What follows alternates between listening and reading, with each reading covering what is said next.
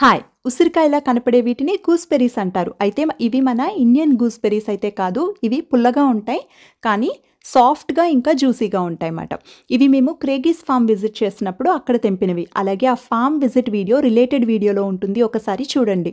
ఇప్పుడు ఈ తెంపిన వాటితో చక్కగా పికిల్ చేసుకుందాం. 200 గ్రాములు తీసుకొని చక్కగా వాష్ చేసి, కట్ చేసి, బ్లెండ్ చేసి పెట్టుకోవాలి. ఇప్పుడు ఇందులో కారం, పసుపు, మెంతిపిండి, ఆవపిండి, ఇంగువ, ఉప్పు వేసి ఇంకొకసారి మిక్సీ చేసి పెట్టుకోవాలి. ఇప్పుడు పోపుకి ఆయిల్ వేసుకొని తర్వాత ఆవాలు, మినపప్పు, ఎండుమిరపకాయలు, అలాగే కరివేపాకు వేసి పోపు వేగిన తర్వాత మిక్సీ చేసి పెట్టుకున్న ముద్దను కూడా వేసుకొని వేయించుకోవాలి. ఎంతవరకు వేయించాలి అంటే మనకి పైకి నూనె తేలుతున్నప్పుడు. ఇప్పుడు చూసారా నూనె పైకి కనపడుతుంది.